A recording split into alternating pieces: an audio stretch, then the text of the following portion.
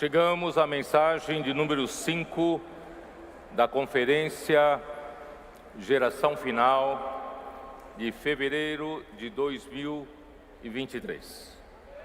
A mensagem 5 tem por título Dispensadores da Verdade. A leitura da Bíblia, Efésios capítulo 4, versículos de 20 até 24. A nossa equipe de apoio, que nos dá apoio,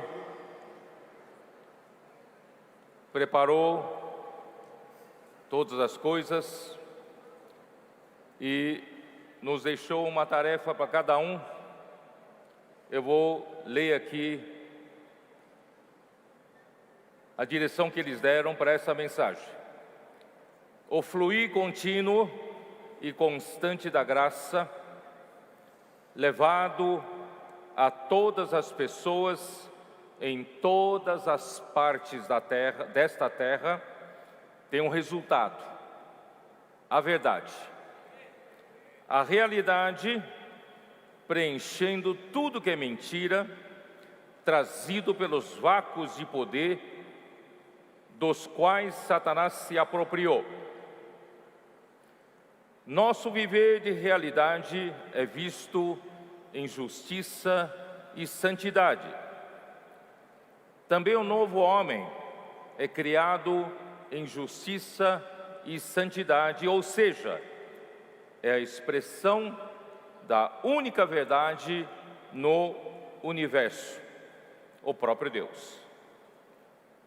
Eles manifestam isso porque, pelo fluir da graça, receberam a natureza de Deus, as bênçãos celestiais e a própria pessoa de Deus. Agora, o seu viver expressa a verdade em oposição a tudo que é mentira. Em verdade, culmina em andarem na graça, verdade, amor e luz. Queridos jovens, nesse universo, só Deus é a verdade. Não existe qualquer outra realidade senão Deus. Mesmo porque antes de Deus criar todas as coisas, nada havia senão Deus. Portanto, Deus é a única verdade nesse universo. Ele é a própria realidade.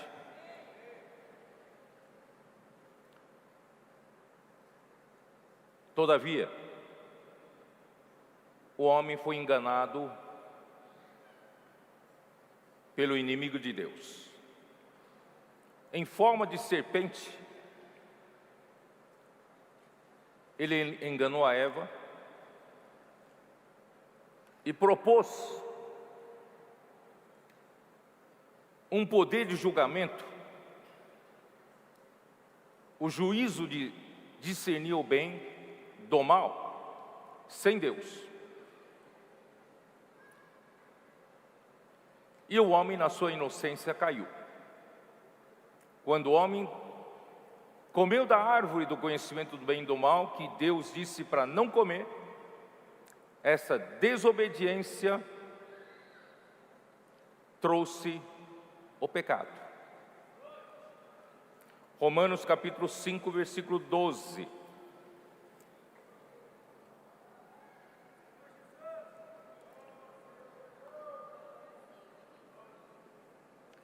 Portanto, assim como por um só homem entrou o pecado no mundo, e pelo pecado a morte. E assim também a morte passou a todos os homens, porque todos pecaram. Versículo 19. Porque como pela desobediência de um só homem, muitos se tornaram pecadores, assim também por meio da obediência de um só, muitos se tornarão justos.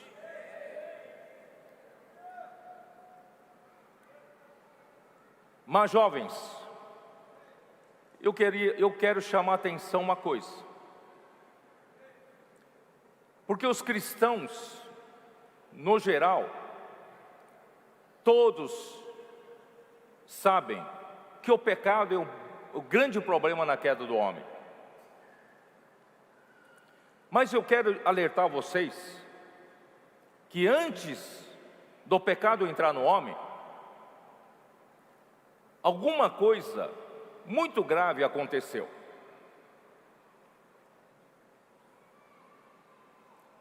Para o pecado poder entrar no homem, o homem não poderia estar conectado em Deus. Quando Deus criou todas as coisas, Deus criou todas as coisas em Cristo, e por meio de Cristo, e para Cristo. E Cristo é antes de todas as coisas. Nele, tudo subsiste. Ele é o ponto de conexão entre a criação e a criatura e o Criador. E Ele também é um ponto de conexão entre toda a criação. Em outras palavras, quando Deus fez a primeira criação, Deus nos criou conectados com o Criador por meio de Cristo. Em outras palavras, o homem estava conectado com Deus na criação, o homem estava conectado com a própria verdade, a própria realidade. Mas quando, pela astúcia da serpente, ofereceu ao homem esse poder de julgar as coisas sem Deus, e o homem caiu na conversa, desobedeceu a palavra de Deus, e assim, antes do pecado entrar, o homem se desconectou de Deus. Esse é o assunto mais sério. Mais sério. Quando o homem se desconecta de Deus, o homem se desconecta da própria verdade. O homem se desconecta da própria realidade. É por isso que entrou o pecado. Por isso que a morte entrou. Porque o pecado e a morte só conseguiriam entrar se o homem se desconectasse de Deus como a verdade e criasse um vácuo, um vazio.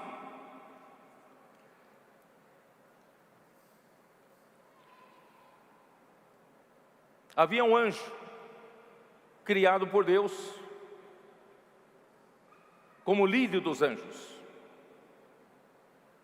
Nós chamamos de Lúcifer. Ele foi criado de uma forma muito sábia e extremamente formoso. Ele era perfeito. Ele estava acima de todos os outros anjos. Ele buscou se exaltar cada vez mais, e achando-se que acima dele não tinha mais ninguém senão Deus. Então ele ambicionou ser igual a Deus. Ele propôs a Deus que ele fosse um rei adjunto de Deus em assuntos da criação, porque Deus é criador. Segundo ele, não entende a criação. Então ele seria o ponto de conexão. Mas mal sabia ele que Deus já havia preparado Cristo como a conexão. Então, por esse orgulho, a iniquidade entrou nele.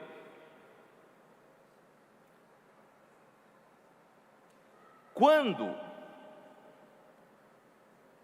ele se desconecta de Deus e quer formar um outro reino, concorrendo com o reino de Deus, ao se desconectar de Deus e formar um outro reino, ele se desconecta da verdade. E qual é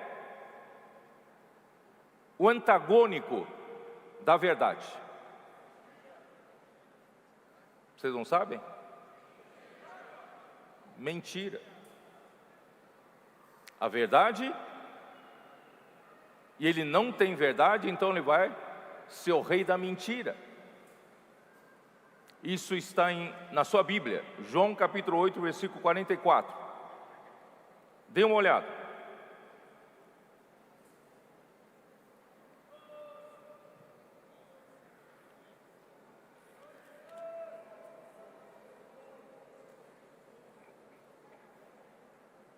Vós sois do diabo, que é vosso pai,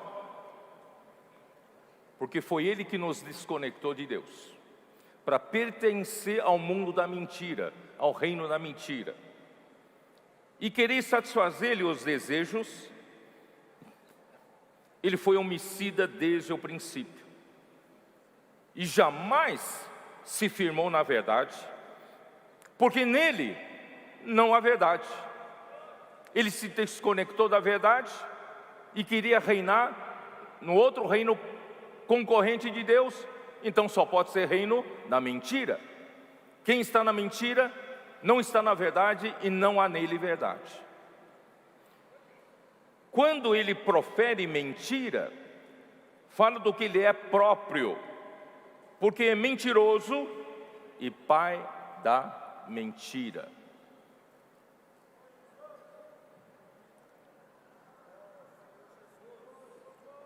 Assim, na queda do homem, ele enganou o homem, conseguiu fazer o homem se desconectar da verdade, que é Deus. E quando o homem se desconecta da verdade, que surge? Quando você se desconecta da verdade, surge um vácuo, um vazio. Estou certo ou não? Porque você não tem verdade, você não tem realidade. Quando não tem a verdade, não tem a realidade, cria-se um vácuo, cria-se uma vaidade, vazio. E a partir desse vazio, desse vácuo, que o diabo, através da mentira, ele colocou todo o lixo dentro do homem. Romanos capítulo 1.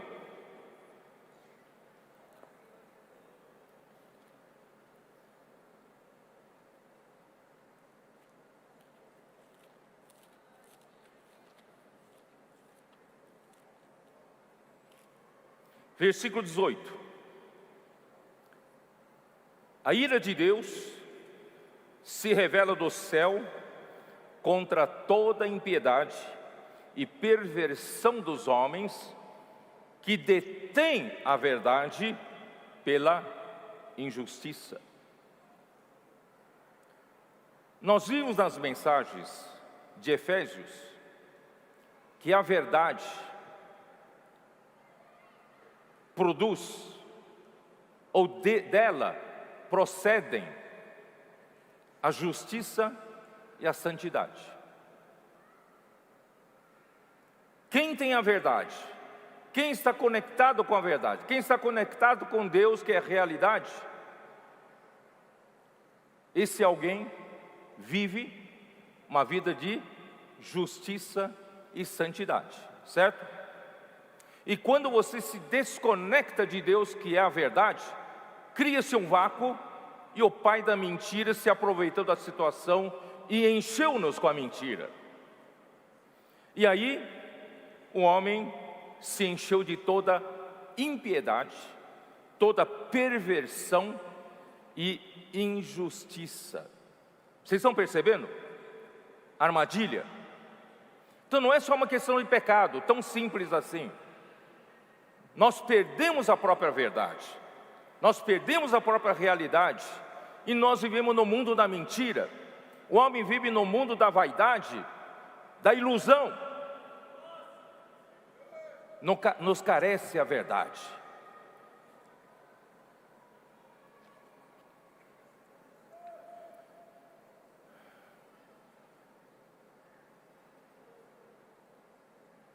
Versículo 24.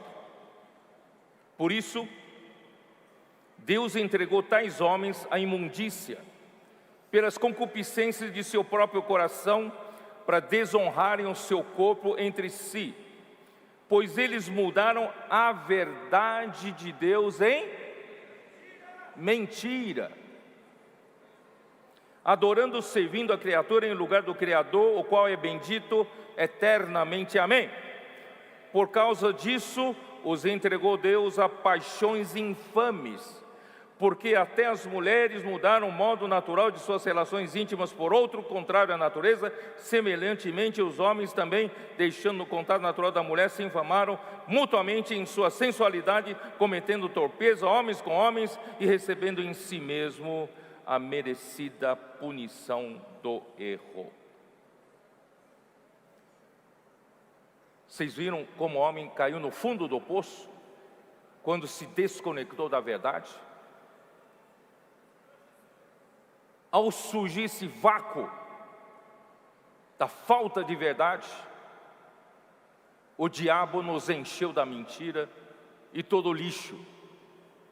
Versículo 28. E por haverem desprezado o conhecimento de Deus, o próprio Deus os entregou a uma disposição mental reprovável. A sua mente, a nossa mente, irmãos, é uma mente reprovável, para praticarem coisas inconvenientes, cheios, em vez de estar cheios da verdade, hoje estamos cheios de toda injustiça, malícia, avareza, maldade, possuídos de inveja. Irmão, nós não tínhamos esse problema da inveja. Quando nós estávamos conectados com Deus, que é a verdade, nós não tínhamos nada disso. Não tínhamos problema com a injustiça, não tínhamos inveja. Mas agora, irmãos, desconectado da verdade, o pai da mentira nos encheu de todas essas coisas: homicídio, contenda, dolo, malignidade, difamadores, caluniadores, aborrecido de Deus, que os que têm ódio para com Deus, insolentes, não têm temor a Deus, soberbos, presunçosos, se achando alguma coisa, inventores de males, desobedientes aos pais, insensatos, pérfidos, sem afeição natural e sem misericórdia. Veja a que ponto o homem caiu. Ó Senhor Jesus.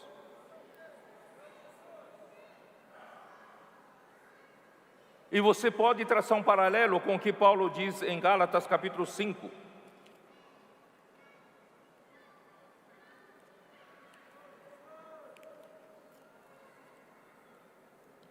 Capítulo 5, versículo 19. Ora, as obras da carne são conhecidas e são,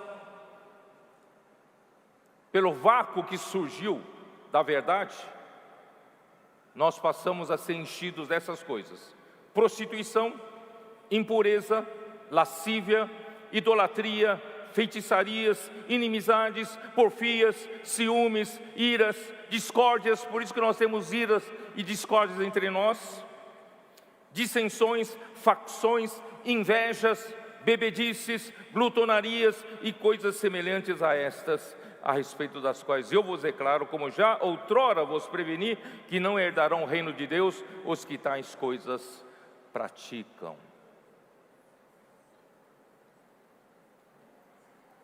Ó Senhor Jesus. Porque João 8,44, ele menciona que nele não há verdade, o diabo, e que ele foi homicida desde o princípio, porque ele foi o responsável pelo primeiro assassinato da humanidade. Ele provocou Caim a ira. Caim teve inveja de seu irmão, porque Deus se agradara das obras de Caim, das ofertas de Caim, das ofertas de Abel, das obras de Abel, e não de Caim. Pelo fato de o homem estar desconectado da verdade, a inveja começou a funcionar. E pela inveja vem a ira. E o ponto máximo da ira é homicídio, é matar o irmão. Isso tudo surgiu pelo vácuo da verdade. Vocês estão entendendo por que o livro de Efésios fala que nós precisamos nos encher da realidade? Precisamos nos encher da verdade? Porque nós carecemos dessa verdade. Estamos cheios de mentira. Na queda do homem, Satanás nos encheu de todas essas impurezas, essas coisas ruins.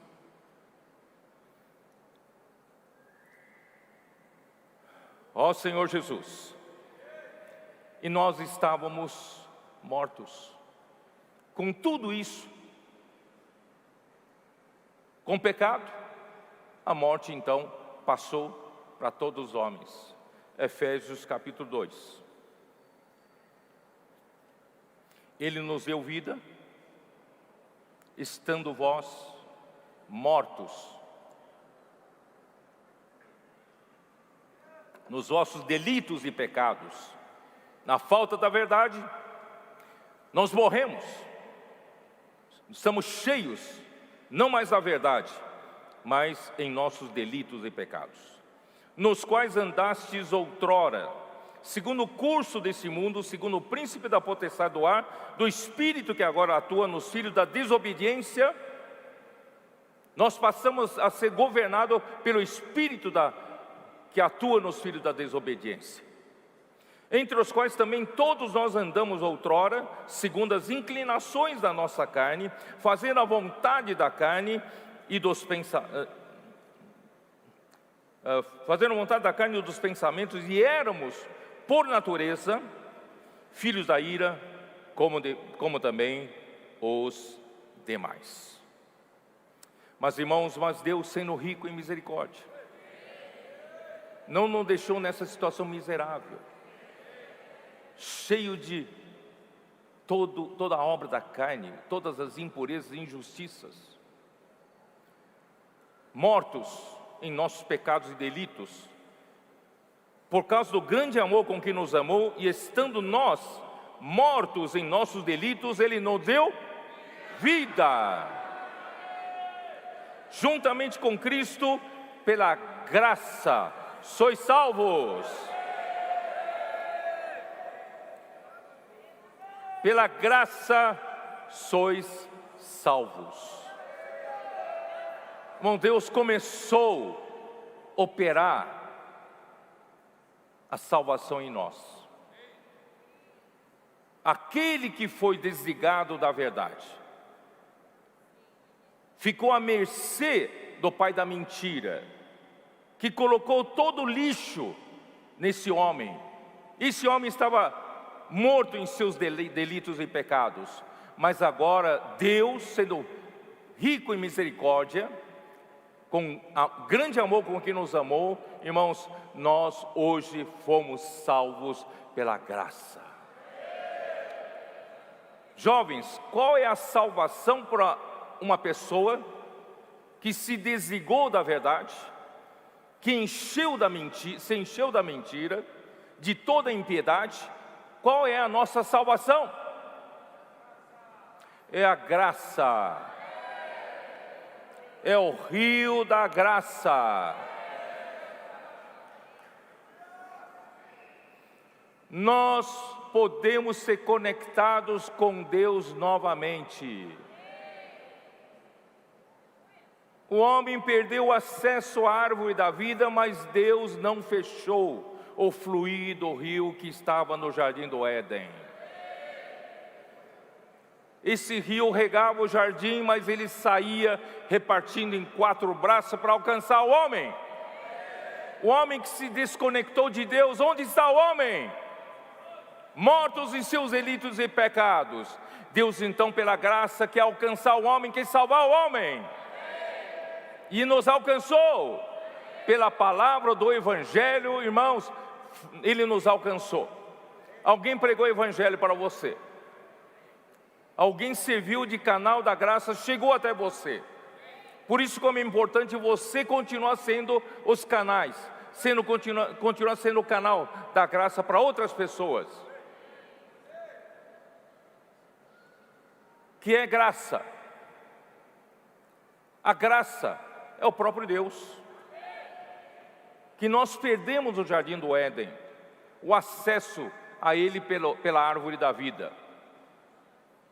E o rio veio nos alcançar para nós sermos novamente alcançados para desfrutar o próprio Deus como graça, gratuitamente, sem preço, sem dinheiro. E Deus, Ele quer nos suprir. Ele sabe que nós estamos carentes da verdade. Nós estamos cheios de toda porcaria. Então Deus primeiro nos deu vida. Nós cremos em Jesus um dia. Ele nos deu vida. Nós nascemos de novo. Nós temos a vida de Deus.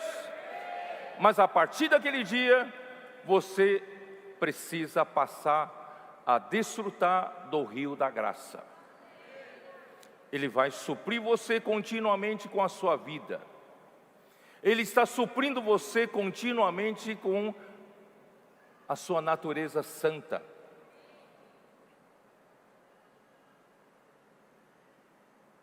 Isso já está enchendo você da realidade. Vocês estão entendendo?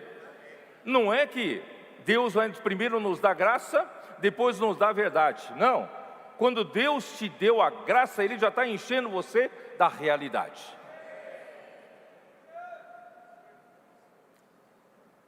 Ó Senhor Jesus. Efésios capítulo 5.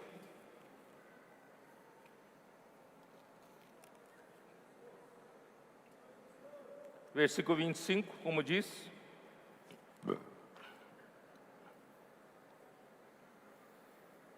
Maridos, amai vossa mulher, como também Cristo amou a igreja, e a si mesmo se entregou por ela, para que a santificasse. Porque, irmãos, a mentira nos trouxe toda sorte de injustiça e impureza.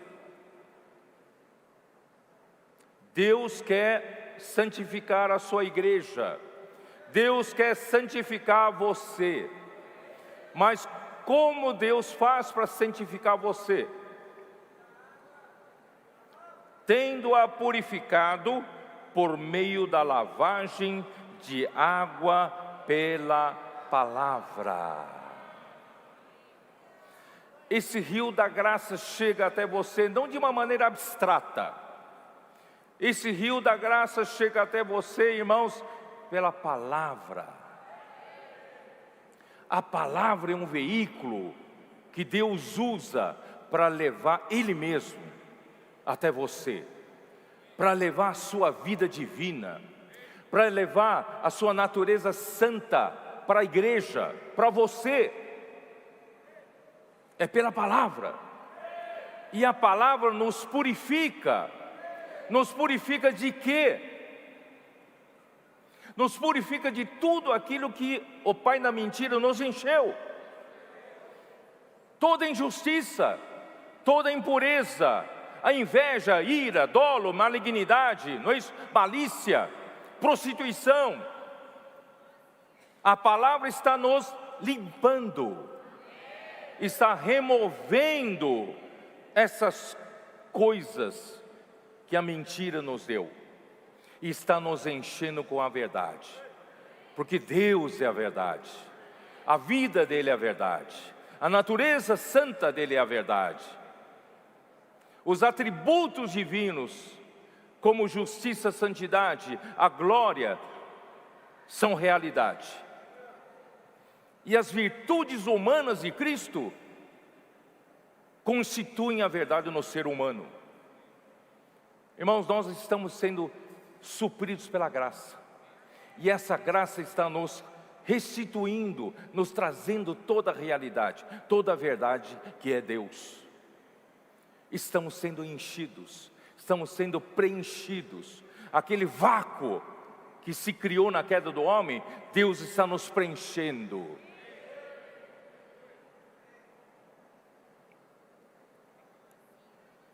Objetivo de Deus, Efésios 3.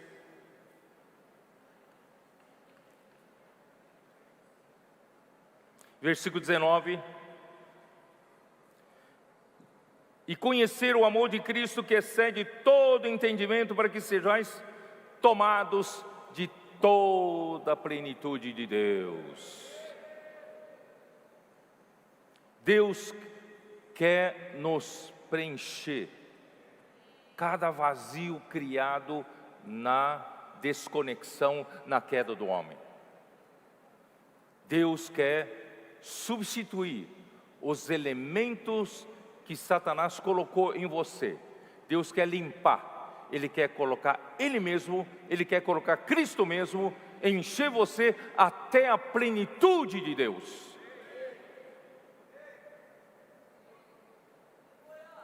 Sabe como você consegue fazer isso? Versículo 17. E assim habite Cristo em vosso coração, pela fé, estando vós arraigados e alicerçados em amor.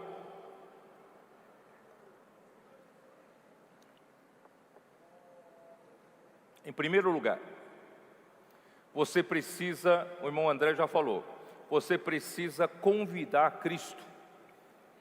Você já tem Cristo em seu espírito, não tem? Você foi regenerado pelo Espírito. O seu espírito nasceu de novo. No seu espírito habita o Espírito de Deus. No seu espírito habita Cristo. Mas ele não foi convidado por você para entrar nos 3 cômodos da sua alma. Ele não foi convidado para governar, para ele morar, para ele se sentir à vontade na sua mente, nos seus pensamentos, nem nas suas emoções, nem na sua vontade. Você ainda é dono do seu nariz, por isso ainda anda na vaidade dos seus pensamentos, como todos os gentios andam. Por isso a sua vida é cheia de problemas. Mas convide Cristo para entrar na sua mente. Diga: Senhor, vem morar na minha mente. Se sinta em casa na minha mente. Governe todos os meus pensamentos. Eu não quero pensar em nada que não houver o Senhor governando. Senhor, tudo que eu penso, eu peço que o Senhor esteja presente. Em tudo que eu penso, eu peço que o Senhor seja o Senhor. Assim o Senhor também governe as minhas emoções. Minhas emoções são tão frágeis. Venha ser realidade nas minhas emoções, na minha vontade. E assim habite Cristo em vossos corações, versículo 18, a fim de poderes compreender com todos os santos qual é a largura e o comprimento e a altura e a profundidade, e conhecer o amor de Cristo que excede todo entendimento, para que sejais tomados de toda a plenitude de Deus. Sabe o que significa isso? Quando a sua mente for tomada, sua mente, emoção e vontade forem tomadas por Cristo, Cristo se sentir à vontade, governar a sua alma, sabe o que vai acontecer? A sua alma vai ser alçada para fora da dimensão do tempo e espaço, fora da dimensão tridimensional. A sua alma não é matéria. A sua alma foi criada com o Espírito que veio do sopro de Deus, que é eterno. No entanto, jovens, não sei se você vai me entender, a sua alma, ela foi nascendo, foi tomando conhecimento, irmãos, através desse corpo, não é? Porque antes de eu ter esse corpo, não existia alma. Aí quando Deus me fez um homem, na gestação, em algum momento, irmãos, a minha alma passou a existir, não é? E a minha alma passou a existir, primeiramente a minha mente passou a começar a entender as coisas por meio do funcionamento do meu cérebro. Vocês conseguem me acompanhar, não? E através do meu cérebro é que a minha mente começa a entender as coisas, começa a pensar, não é isso?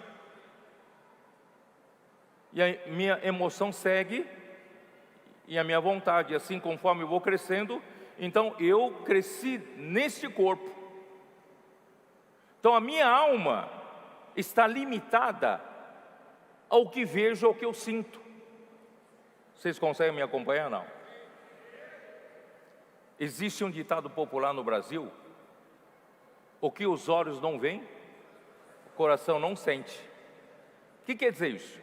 Quer dizer que a nossa alma está limitada pelo que os olhos veem.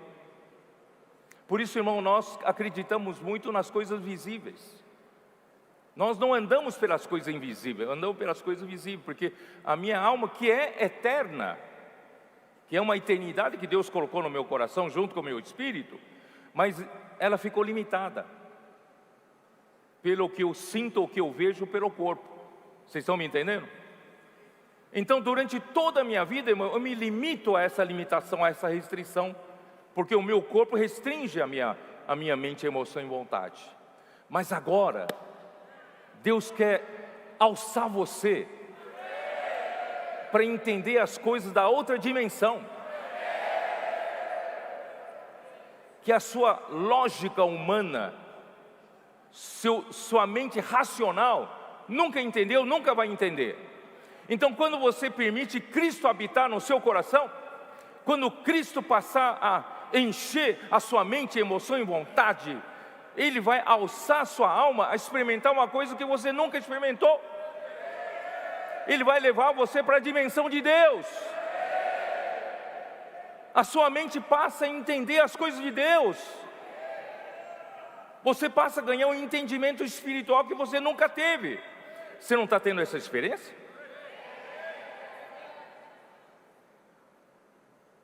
Assim, juntamente com outros membros tendo a mesma experiência, nós vamos juntos, irmãos, sendo alçados a essa outra dimensão espiritual. Irmão, nós vamos juntos passar a compreender qual é a dimensão de Cristo, qual é o tamanho.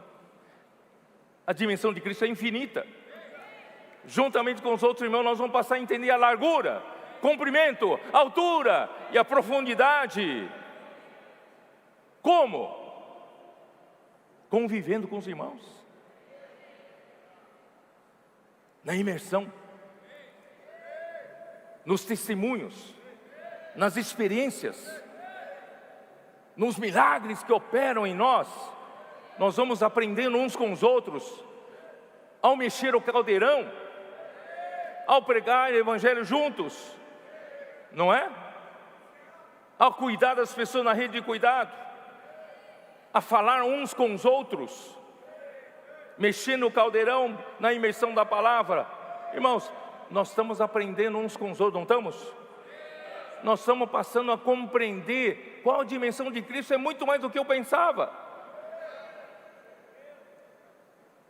E conhecer o amor de Cristo que excede todo entendimento. Eu não tinha esse entendimento, mas Cristo me alçou, que excede todo entendimento, e eu comecei a entender o amor de Cristo, que é tão grande. Mas esse processo vai durar até, vai encher, vai nos preencher até a plenitude de Deus. Esse processo não vai parar. Por isso que você está aqui na conferência, você está ouvindo a palavra profética, você está praticando a palavra profética, porque você está sendo preenchido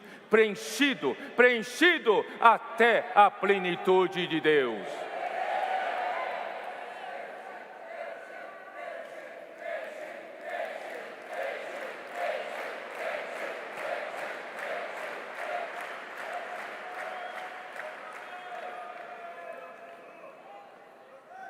Nós vamos envergonhar Satanás.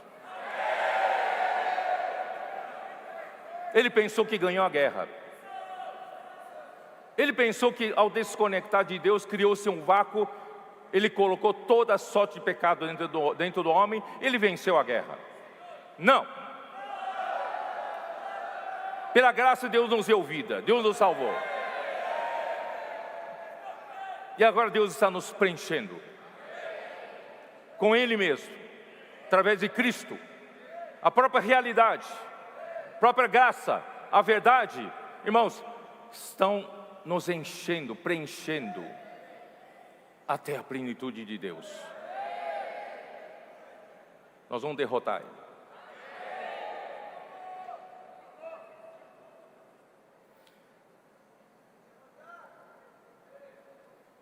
Satanás, eu vou ler aqui um versículo, capítulo 4 de Efésios,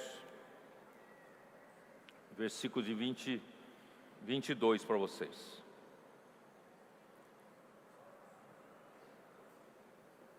Primeiro, o versículo 20 diz assim, eu vou ler, vai desde o versículo 17, vai. Ó Senhor Jesus, todos os versículos são ricos aqui. Isto, portanto, digo e no Senhor testifico, que não mais andeis como andam os gentios na vaidade dos seus próprios pensamentos.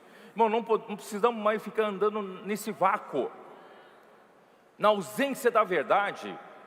Vamos parar de andar na vaidade dos nossos pensamentos, né? Obscurecidos de entendimento, alheios à vida de Deus por causa da ignorância em que vivem, pela dureza do seu coração. Irmão, nós não precisamos viver obscurecido do entendimento. Nós podemos conhecer o amor de Cristo que excede todo entendimento, juntamente com todos os santos, os quais, tendo se tornado insensíveis, se entregaram à dissolução para com avidez cometerem toda sorte de impureza. Mas não foi assim que aprendestes a Cristo. Se é que de fato o tendes ouvido e neles tendes instruído, o segundo é a verdade em Jesus. Cristo, Ele quer encher você com a verdade.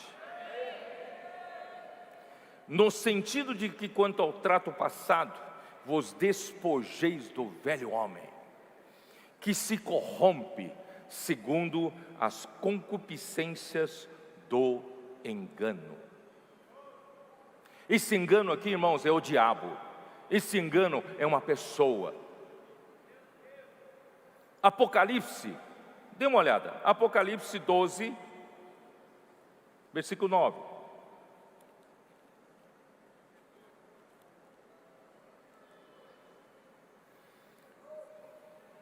E foi expulso o grande dragão, a antiga serpente, que se chama Diabo e Satanás, o sedutor de todo mundo. Sim, foi atirado para a terra, e com ele os seus anjos. Irmãos, na versão King James atualizada, o sedutor de todo mundo, sabe como traduz na versão? Ele tem a capacidade de enganar o mundo inteiro. Por isso, não pense você que você consegue enfrentar Satanás, porque ele é o próprio engano, ele é a mentira, Ele consegue te enganar facilmente. Por isso, irmãos, somente um lugar nós podemos estar seguros. Onde? Irmãos, seguindo a palavra, seguindo a verdade. Ele é capaz, ele enganou todo homem, enganou Eva, enganou Adão, enganou todos os homens. Irmãos, ele é capaz de enganar a igreja. Eu vou falar rapidamente dos 20 séculos da igreja, posso falar? Para mostrar para vocês a armadilha, o engano de Satanás. Irmãos, os 20 séculos da história da igreja começou com os primeiros apóstolos como os primeiros trabalhadores, lá em Mateus capítulo 20. Vamos dar uma olhada lá, Mateus 20.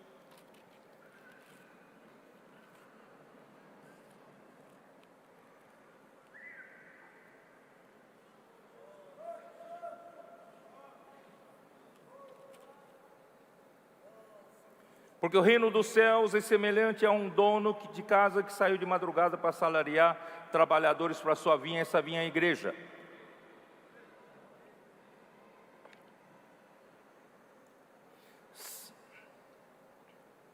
Esses primeiros trabalhadores que ele mandou para a vinha, irmãos, são os primeiros apóstolos. O apóstolo Pedro foi usado por Deus para abrir a porta do reino dos céus para os judeus que creram no dia do Pentecostes. Eles entraram naquele dia para o reino dos céus. E o apóstolo Pedro também foi usado por Deus na casa do Cornélio, em Atos capítulo 10, para abrir a porta do reino dos céus também para os gentios que creram.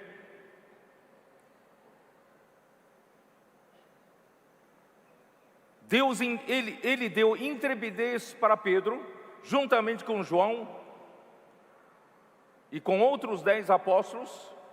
Eles pregaram a palavra do Senhor com intrepidez.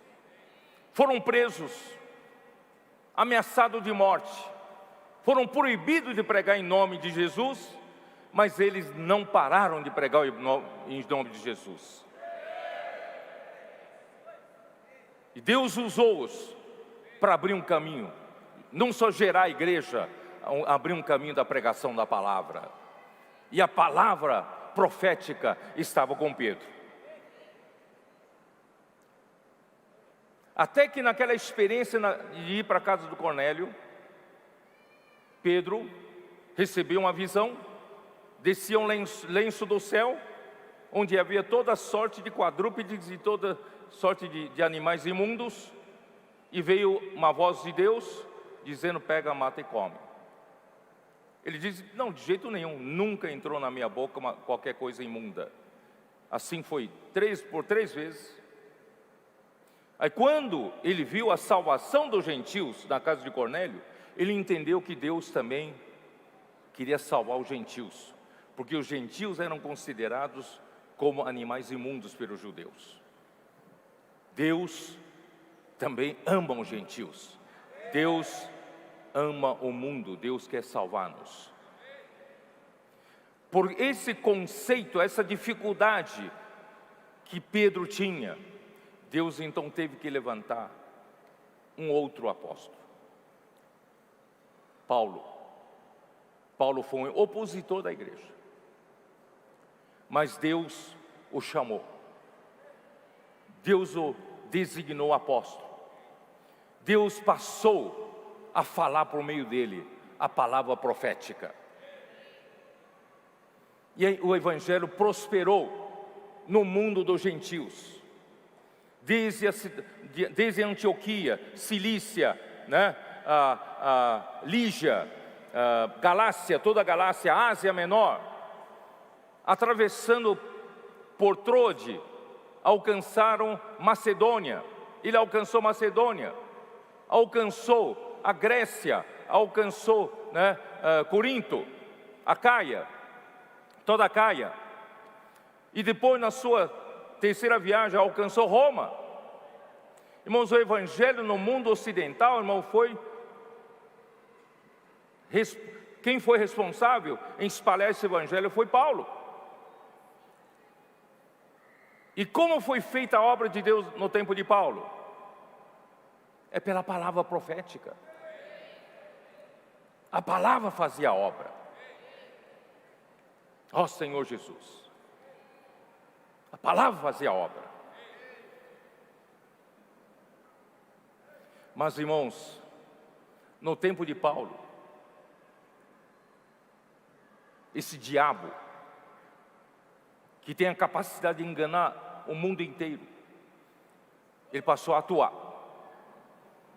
Ele sabia que o seu fim seria deixar a palavra profética prosperar. Ele passou a confundir a igreja, oferecendo à igreja muitas outras palavras, como a cortina de fumaça.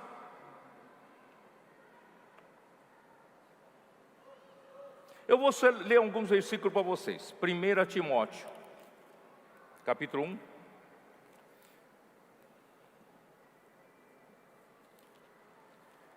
Eu teria muitos versículos para mostrar para vocês, mas não tenho tempo. 1 Timóteo, capítulo 1.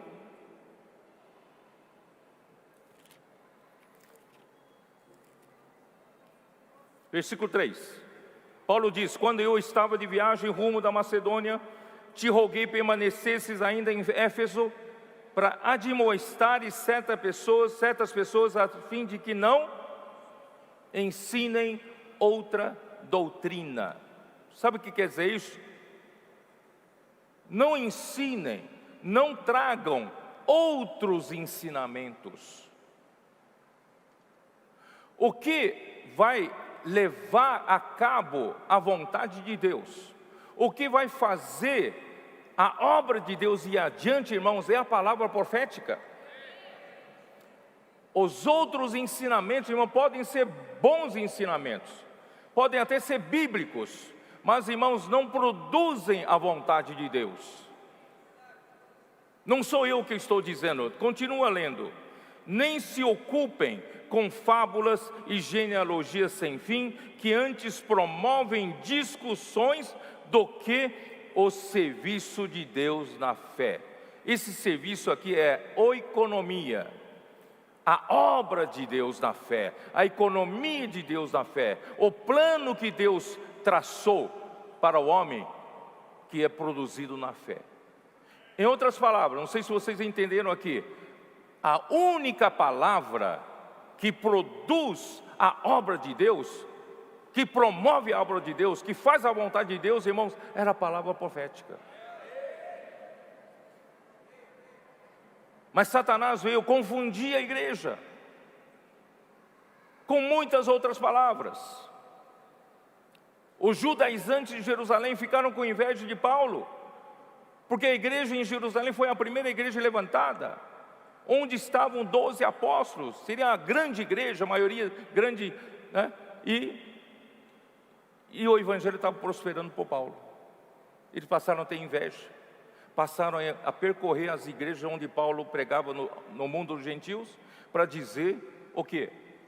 Não basta apenas crer em Jesus, precisa se circuncidar para que sejam salvos, precisa observar a lei de Moisés. Vocês perceberam a artimanha de Satanás?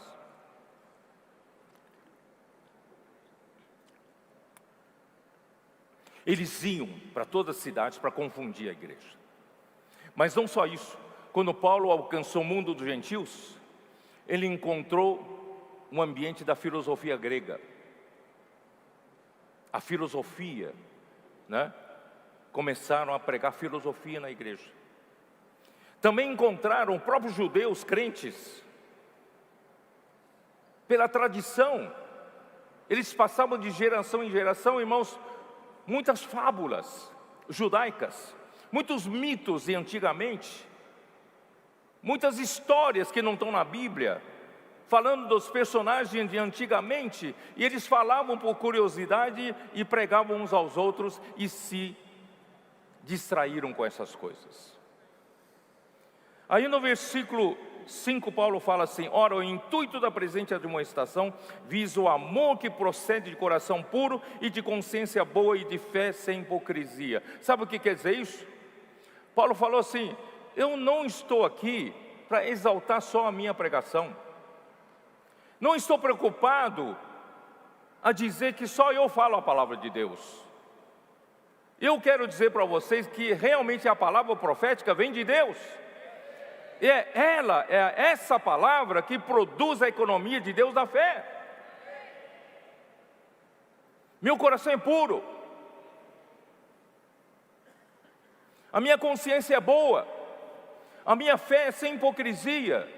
Não estou aqui exaltando a mim mesmo, não estou aqui me autopromovendo, eu estou dizendo a verdade. Essa palavra profética produz a obra de Deus.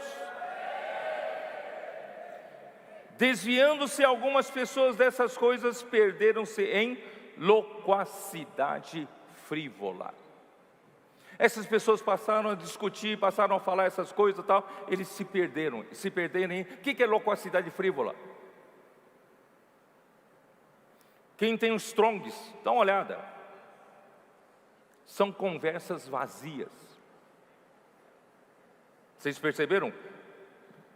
Ele consegue enganar, Satanás consegue enganar até a igreja, enchendo a igreja de vazio de novo, da mentira, parece verdade, conversas vazias. Irmãos, nós não precisamos de conversas vazias, nós precisamos de palavra que produz a economia de Deus, palavra que produz a obra de Deus. E por essa confusão, no tempo de João era aquele que Deus usou para falar a palavra. Apocalipse capítulo 1, versículo 1. Quem sabe esse versículo de cor? Não sabe, né? Então vamos lá, vamos ler. Deus então levantou João no final dos tempos. E nesse tempo, irmãos, já várias heresias apareceram nas igrejas. Naquele tempo. Apocalipse 1, versículo 1 diz: revelação de Jesus Cristo que Deus lhe deu para mostrar aos seus servos as coisas que em breve devem acontecer, e que ele, enviando por intermédio do seu anjo, notificou ao seu servo João. Não sei se vocês entenderam. Existe uma palavra profética que traz a revelação de Jesus Cristo. A palavra profética traz a revelação de Jesus Cristo. E é essa revelação que Deus quer mostrar aos seus servos. Mas Deus não mostrou aos 50 servos de uma vez. Ele quer mostrar para os seus servos, mas ele notificou a João. Ele deu essa revelação para o João. E João passou essa revelação para os servos. Você imagina se nós tivéssemos 50 pessoas no nosso tempo falando palavra profética? Onde estaria a direção? A quem seguimos? Graças a Deus, irmãos, aqui deixou claro. Deus escolheu João. João, é você. Aí João então funcionou como Zacarias 4, aquela figura.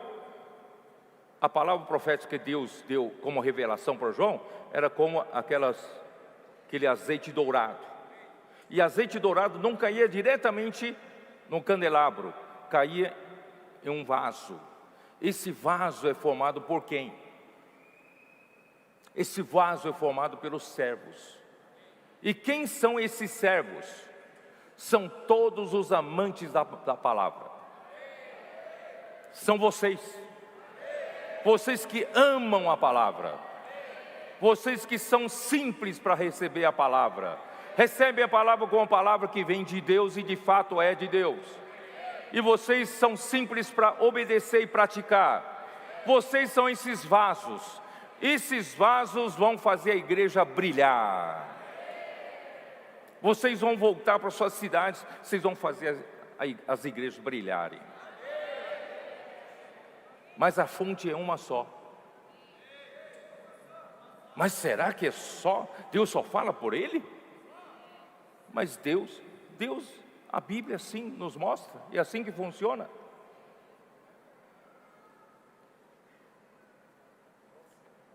Mas a partir do segundo século, irmãos, não vemos surgimento de nenhum outro profeta, nenhum outro apóstolo. Aí começou a degradação. Quando não há palavra profética, não há direção. Quando não há direção, a obra de Deus não é feita. Então Deus precisava sempre usar alguns grupos dos vencedores em cada época, para lutar ainda pelo reino de Deus. Aí, o que aconteceu? A partir do segundo século, eles pensaram, não tem nenhum apóstolo entre nós evidente, não tem nenhum profeta que fale a palavra profética, então nós temos que conservar as igrejas dentro do ensinamento dos apóstolos, deixados do primeiro século.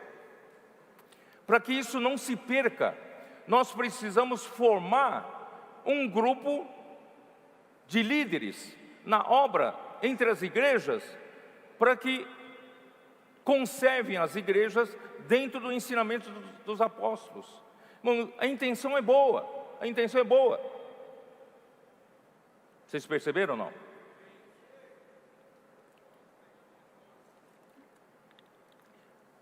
Mas na igreja, sem apóstolos, só tem presbíteros. E se falar para todos os presbíteros, vamos ajudar as igrejas, mas quem vai tomar liderança? São muitos, como é que nós vamos fazer? Então eles escolheram dentre os presbíteros os bispos. Isso não é bíblico, porque na Bíblia, bispo e presbítero é a mesma pessoa. Presbítero é pela sua maturidade e crescimento. Bispo é a sua função de supervisor. Mas eles montaram uma hierarquia. Por quê? Porque não dá para a gente reunir todos os presbíteros para cuidar das igrejas. Então vamos selecionar alguns, né? Os líderes entre os presbíteros viraram bispos. Irmãos, essa formação de uma hierarquia é Satanás enganando a igreja. Atiçou a corrupção dentro do homem, de a disputa pela posição, disputa pelo poder. Quem se torna líder tem os seus privilégios, tem suas regalias, e depois tem o seu poder, tem a sua posição, é respeitado. E os bispos de uma cidade pequena não tem muita importância. Então eles começaram a disputar serem bispos de cidades grandes. E assim, galgando posição, irmão, perdeu totalmente de forma. Surgiu a hierarquia na igreja, clericalismo, clérigos e leigos.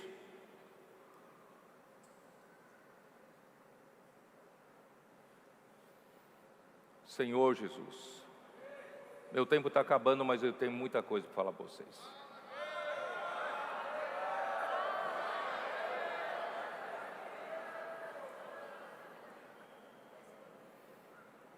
Assim começa essa ambição pelo poder, essa disputa pelo poder. No começo, sempre com a boa intenção. Satanás tem a capacidade de enganar o mundo inteiro. No fim, irmãos, essa disputa, você sabe que surgiu uma hierarquia formalizada, bispos, arcebispos, cardeais, até, por fim, o Papa.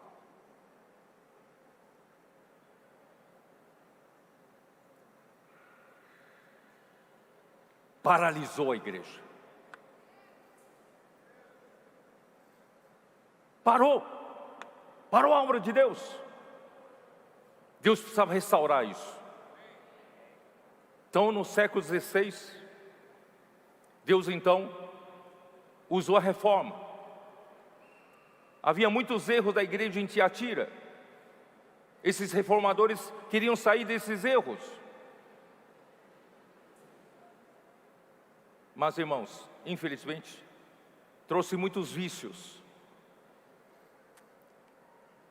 Também de hierarquia do clericalismo. E o Senhor precisa continuar restaurando, limpando a igreja dessas coisas. Até que no final do século XVIII, século XIX, começou a esboçar alguma coisa. Porque já havia formado, irmãos, uma religião organizada. Mas Deus começou alguma coisa mais de vida. Aí no século XX, restaurou a verdade sobre a base da unidade. Mas ainda, mesmo na igreja, continuaram os muitos vícios.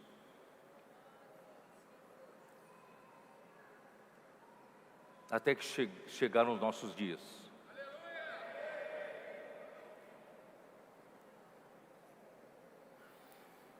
Ó Senhor Jesus!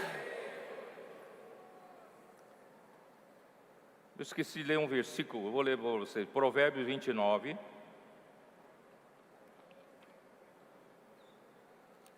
Versículo 18.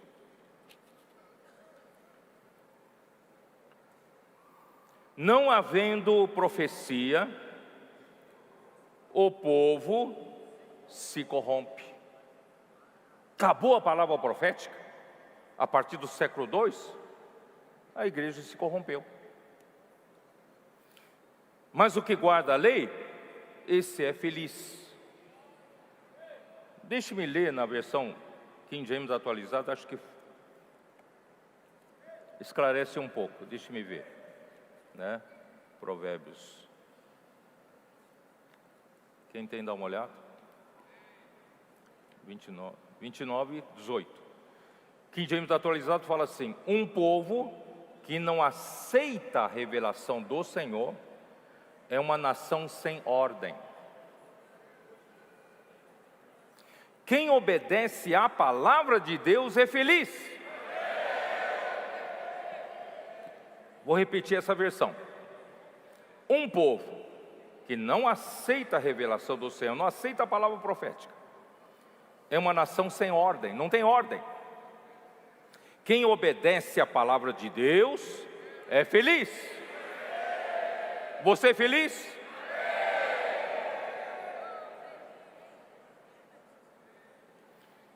Ó Senhor Jesus! Como é que eu vou explicar para os irmãos tudo isso que está no meu coração aqui?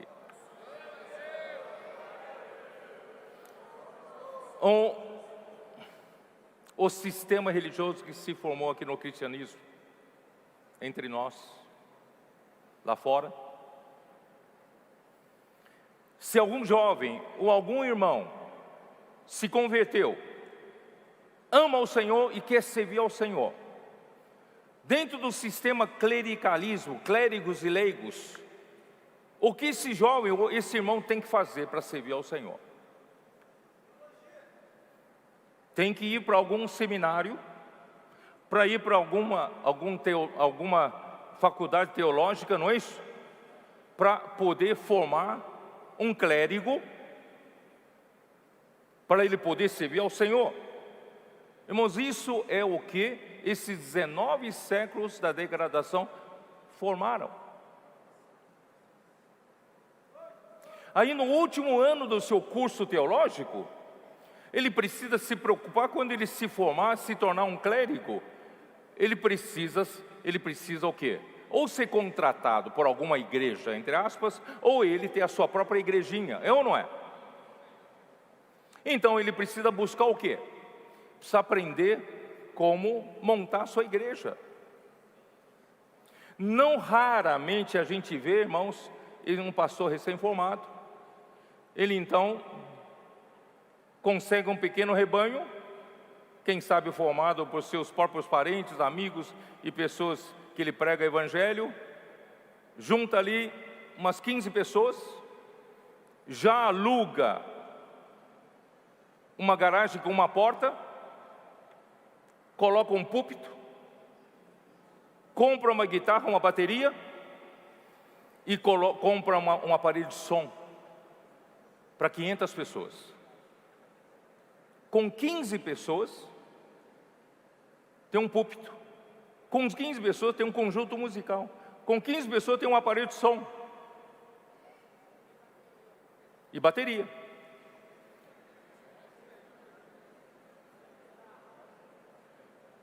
Irmão, isso não foi diferente entre nós. Embora a gente não tivesse mais essa visão de clericalismo, mas, irmãos, não poucas igrejas, pela misericórdia do Senhor, se levantaram em algumas cidades. Só que, quando nós levantamos em algumas cidades, conseguimos ali 20 pessoas, 30 pessoas, 50 pessoas, 100 pessoas que seja. Nós logo nos preocupamos em alugar um local, um espaço. Mesmo com 30 pessoas, nós colocamos um púlpito. Você já viu isso, não? Um púlpito. Instrumentos musicais. Reunião ministerial para 15 pessoas.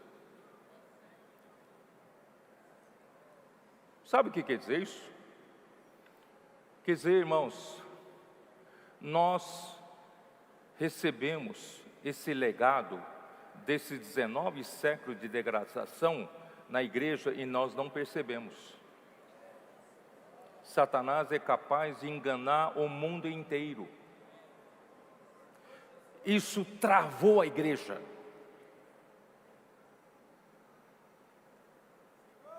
Por isso hoje, irmãos, quando nós falamos de ir para a rua, algumas igrejas já estruturadas, já vivendo a vida da igreja sossegada, já tem todos os serviços funcionando, certo? Pode dizer, nos deixem em paz. Vocês vêm com essa coisa de ir para a rua, pregar evangelho, posso orar por você? Vocês estão perturbando nosso sossego, nós estamos aqui tão bem já, tão bem estruturados, tão bem, tudo funcionando. Irmão, nós caímos nesse erro. Jesus, quando veio aqui na terra, Ele não alugou um espaço para ensinar os 12 discípulos. Ele veio com um desespero de percorrer todas as cidades, os povoados. Irmão, eu não estou exagerando, leia Mateus capítulo 9. Ele percorria todas as cidades e povoados, pregando o evangelho do reino, curando toda sorte de doenças e enfermidades. Ele via que as multidões estavam aflitas e exaustas, como ovelhas que não têm pastor. Ó Senhor Jesus.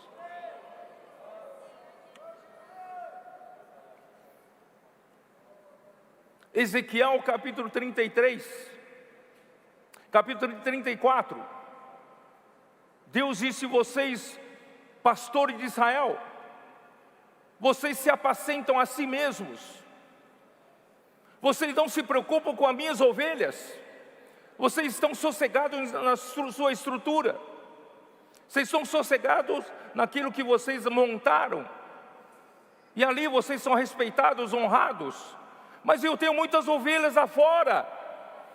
Quem vai buscar? Quem vai apacentar?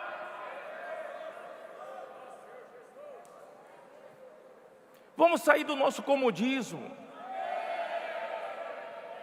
Não fique contente com a estrutura montada, não. Deus tem esse desespero de ir para a rua. Muitas ovelhas lá. Mas, irmãos, eu não estou pregando contra a estrutura. Quando Jesus deu aquela parábola de bom samaritano, em Lucas capítulo 10, vocês se lembram? Ele pegou uma pessoa totalmente ferida, machucada pelos salteadores. Ele então cuidou dele e levou essa pessoa para onde? Para hospedaria. E quem é a hospedaria? É a igreja. Então não é errado a igreja ter uma estrutura de receber os feridos, de receber pessoas para cuidarmos. Não estou falando contra isso, pelo amor de Deus.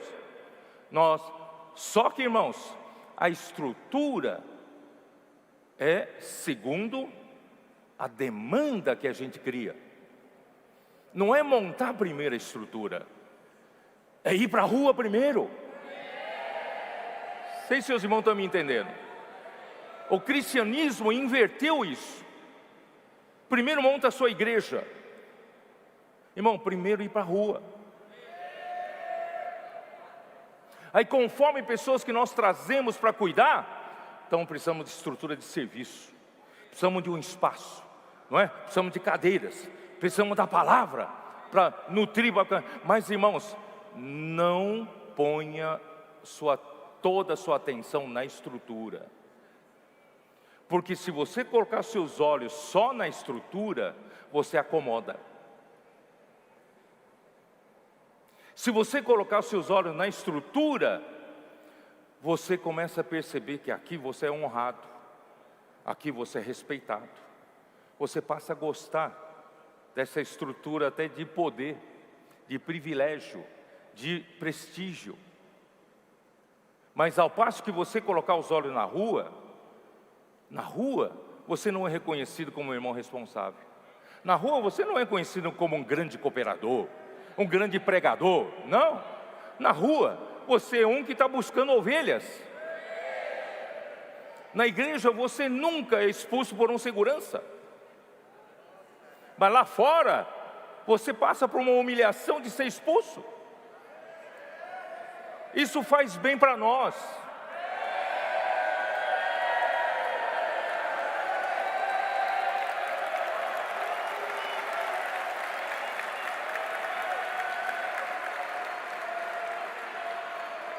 Isso não nos deixa ficarmos orgulhosos,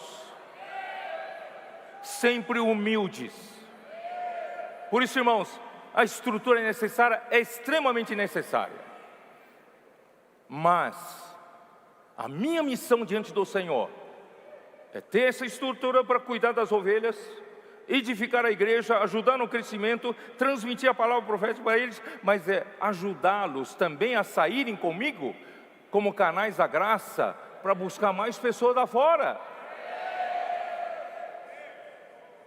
É por isso, irmão, muitas igrejas param no seu teto. Chegando a 50 pessoas, não cresce mais. Chegando em 100 pessoas, não cresce mais. Chegando em 500 pessoas, não cresce mais. Por quê? Porque toda a atenção está voltada para a estrutura. Nós temos que ir para a rua. Por isso, irmãos, a primeira coisa para o Senhor restaurar essa situação de vazio, de falsidade, de religião, né, vazia, irmãos, é a palavra profética.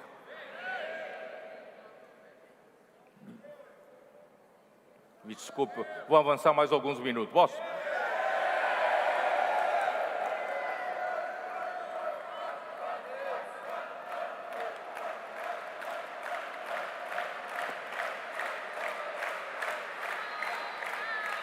Ezequiel 33. Ezequiel 33. Deus usou Ezequiel, que era da linhagem de sacerdotes, mas ele estava junto com o povo que estava cativo. Ele então passou a ser usado por Deus como profeta. Ele profetizou do capítulo 1 até 32 de Ezequiel, alertando o povo de Israel e trazendo juízo sobre as nações pagãs. Para com o povo de Israel, ele vem profetizando que o povo se afastou de Deus, o povo está distante de Deus, ou o povo estava fazendo coisas horríveis, o povo estava acreditando nos falsos profetas, porque os falsos profetas profetizavam só o que o povo queria ouvir, dizendo para o povo: não, continue assim, não precisa se preocupar não, seja feliz, continua vivendo essa vidinha, não se preocupa tanto com o negócio de Deus não. E os anciãos do povo eram idólatras e adoravam imagens dentro do templo.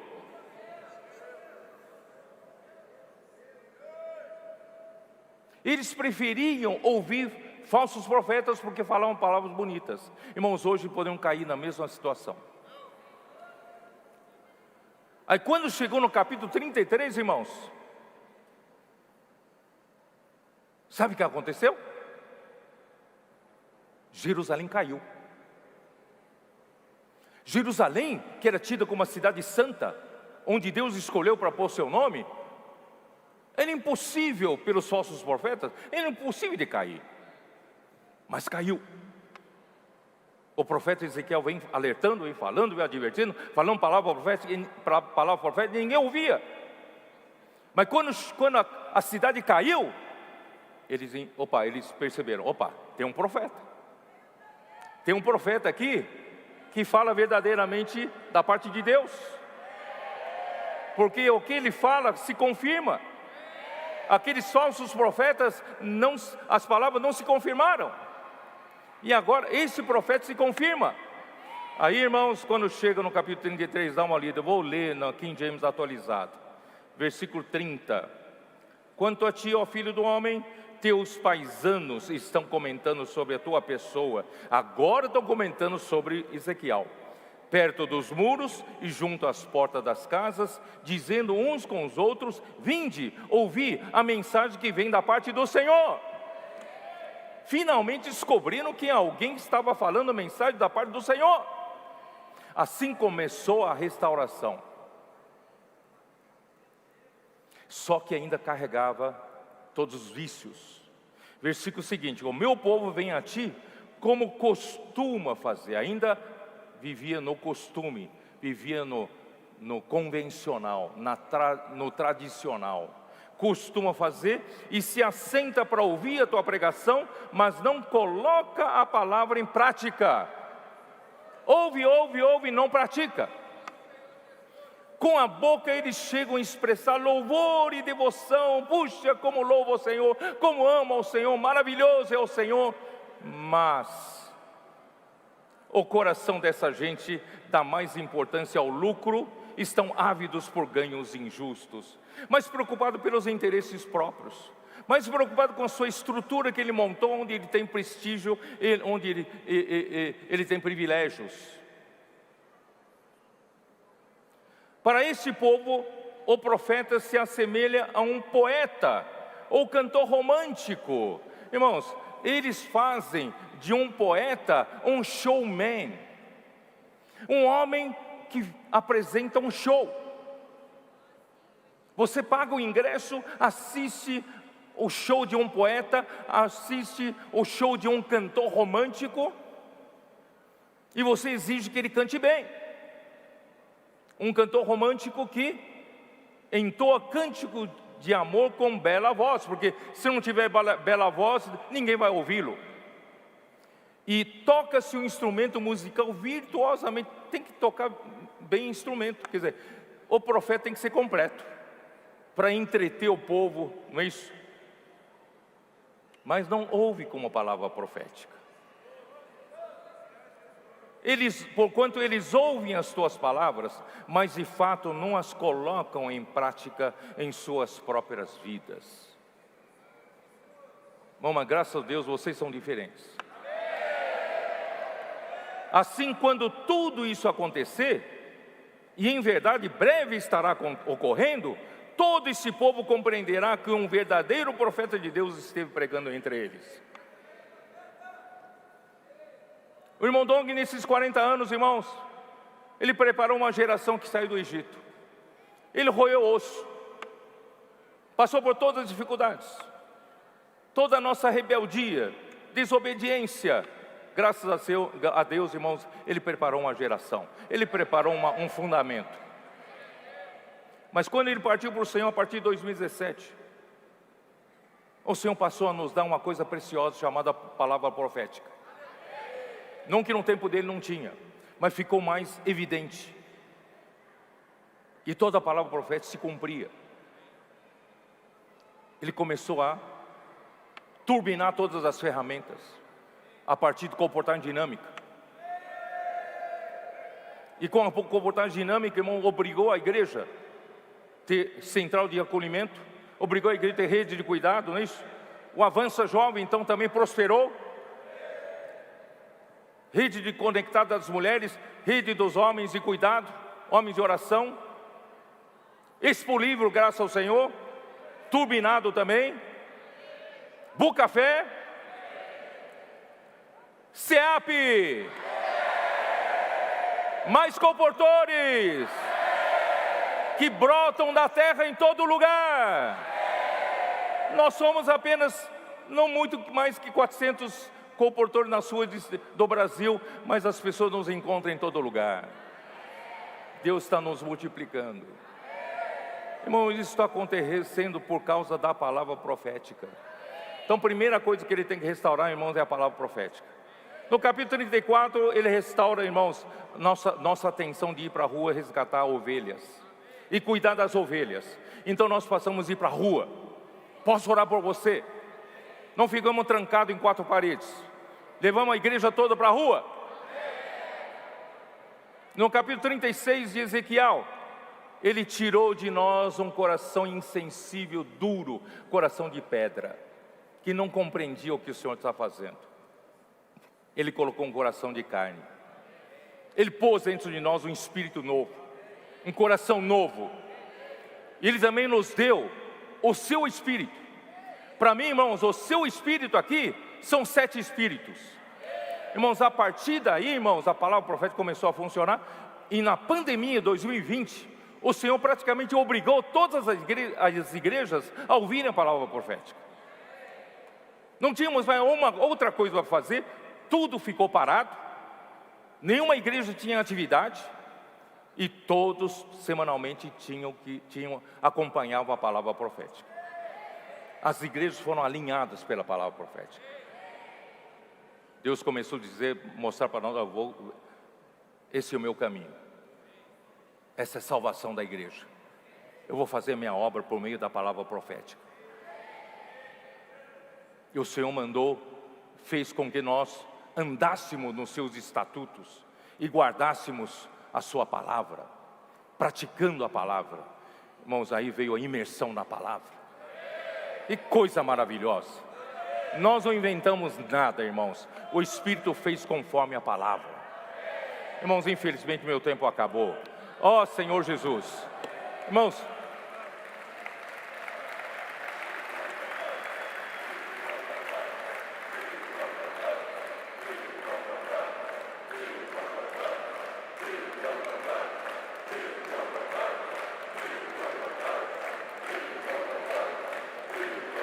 mas eu queria terminar com mais uma frase.